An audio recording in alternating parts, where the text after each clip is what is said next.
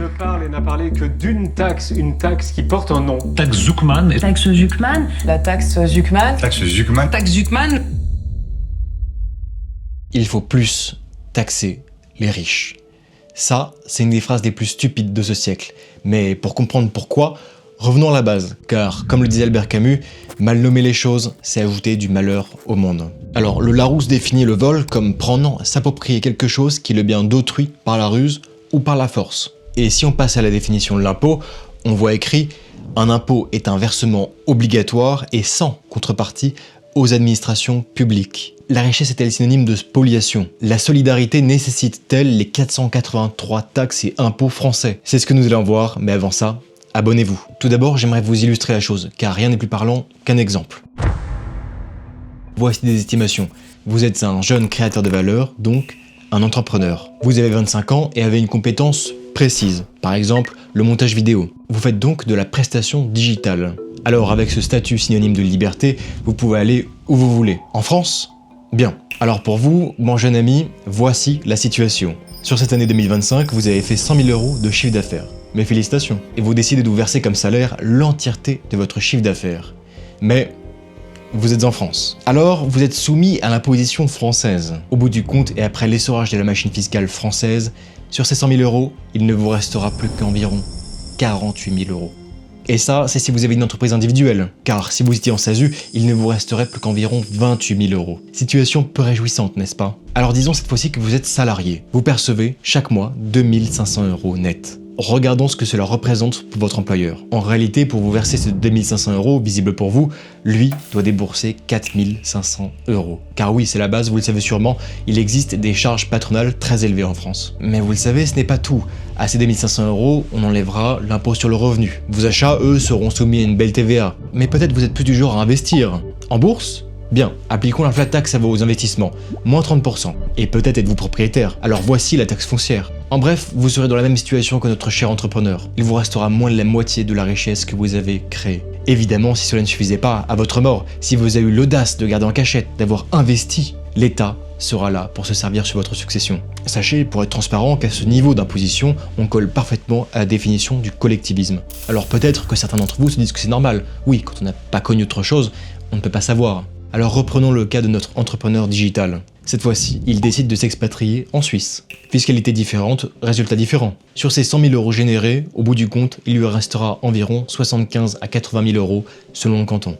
Juste avec cette petite comparaison, vous pouvez bien vous rendre compte que la situation est légèrement différente. Tout devrait moins bien marcher. Qu'en est-il de la santé? Alors à l'aide de quelques études, on va voir ça ensemble. Quand on compare la santé sous différents aspects entre les pays de l'OCDE, la Suisse se classe première. La France, 10e. Pour le meilleur système de santé au monde, c'est poussif. Pour ce qui est de l'éducation, la Suisse se classe 5e au classement PISA, toutes matières confondues. La France, quant à elle, est 23e. Pourtant, c'est pas normal, quand on regarde les chiffres, la France est le pays le plus taxé au monde. Alors pourquoi les services publics délivrés ne sont pas à la hauteur? Ça ne fait aucun doute, la France est déjà plongée dans le communisme. Il ne manque plus qu'à interdire la propriété privée et on y est. Alors qu'est-ce que ça veut dire? Que signifie le grand déclassement de la France? Que les derniers Français à vouloir créer de la valeur sont découragés. Ils comprennent que toutes ces taxes ne font qu'empirer leur situation et celle de leur pays. Que l'effort n'en vaut plus la peine.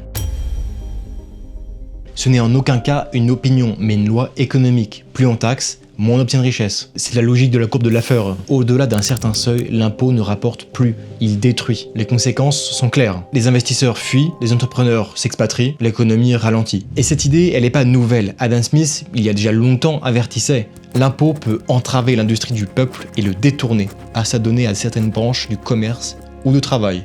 Et même un Français, Jean-Baptiste Say, allait plus loin. Un impôt exagéré détruit la base sur laquelle il porte. Et il ajoutait, une diminution d'impôts en multipliant les jouissances du public augmente les recettes du fisc et fait voir au gouvernement ce qu'il gagne à être modéré.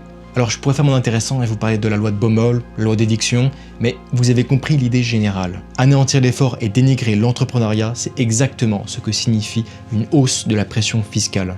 Et l'histoire économique nous l'enseigne. Quand l'État grossit, la société maigrit. Chaque hausse d'impôt, chaque cotisation nouvelle devient permanente et nourrit un monstre bureaucratique qui ne cesse de réclamer davantage. Tout cela pour rien. Alors si on parle exclusivement des riches, qu'en est-il? Pourquoi est-ce une mauvaise idée de les taxer? Il faut bien comprendre que si on prend la situation actuelle avec la taxe Zuckman, que ça ne sert à rien. Vous ne vous en rendez pas forcément compte. Oui, c'est 2% des patrimoines au-dessus de 100 millions. Mais comprenez bien la chose. Un jour, ce sera à 10 millions. Un jour à 1 million. Un jour à 500 000. Un jour à 100 000. Et tout cela pourquoi? Pour rien, je vous le rappelle, mais la France est le pays le plus taxé du monde. Avez-vous vraiment vu l'état de notre pays aujourd'hui? Tout ça ne rime à rien. En France, les 10% les plus aisés payent 70% de l'impôt sur le revenu. Les 1% les plus riches contribuent à eux seuls de près de 20% des recettes fiscales. Et malgré cela, on continue à les présenter comme des parasites qu'il faut absolument taxer. Je vais y venir, mais seule une baisse des impôts est acceptable. Prenons encore une fois un exemple. Un entrepreneur qui réussit, qui crée une société, qui emploie des salariés, génère non seulement des revenus pour lui-même, mais aussi pour l'État par le biais des cotisations, de TVA, d'impôts sur les sociétés, en le surchargeant fiscalement.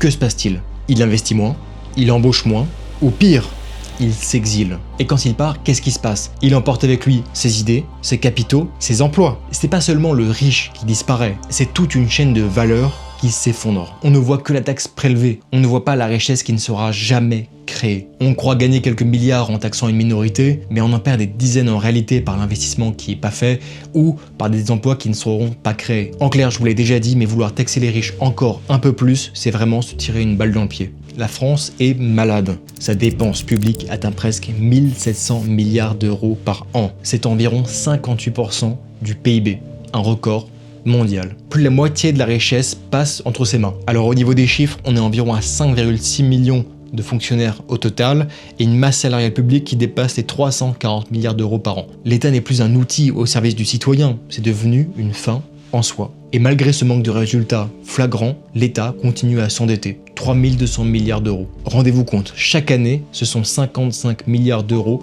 qui sont dépensés juste pour les charges de la dette. Arrivé ici, vous comprenez que la situation est quand même compliqué. Du moins, si vous êtes en France, que vous travaillez en France, vous n'avez pas beaucoup de moyens de devenir réellement libre ou d'accumuler un patrimoine.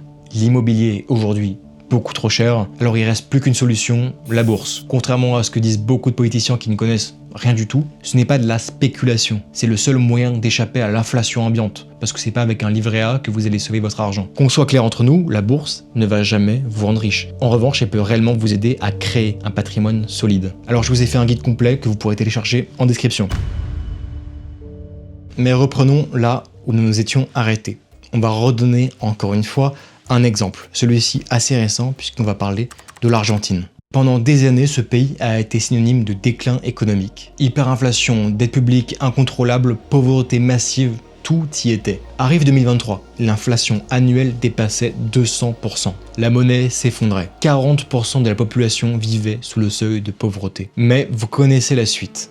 L'arrivée de Javier Milei au pouvoir. En soi, le personnage, on s'en moque un peu. Ce qui compte réellement, ce sont les résultats. Et pour avoir des résultats comme ça, il a fait un virage brutal. Donc réduction des ministères de 19 à 9, gigantesque coupe dans les dépenses publiques, libéralisation de secteurs entiers, privatisation et surtout suppression de la monnaie. Le résultat, c'est qu'en 2 ans, le pays a radicalement changé. Pour vous dire, ce pays qui était à l'agonie vise un excédent primaire de 1,6% du PIB sur 2025. Et ça, après des années de déficit chronique. L'inflation, on l'a vu, était hors de contrôle. Là, elle a descendu, elle est plutôt aux alentours de 20 à 25%. Le taux de pauvreté en quelques mois est passé de 42% à environ 31%. C'est juste énorme. Enfin voilà ce que produit la liberté économique. Quand on fait bien les choses, l'équilibre peut revenir très vite. Mais si la situation est comme elle est en France, c'est qu'actuellement des personnes veulent qu'elle reste comme ceci. Et j'ai envie de dire que c'est normal, quand il y a communisme, il y a aussi des places dorées à avoir. Naturellement, personne parmi ces gens veulent réduire leur train de vie. Pourtant, si on prend une image simple, par exemple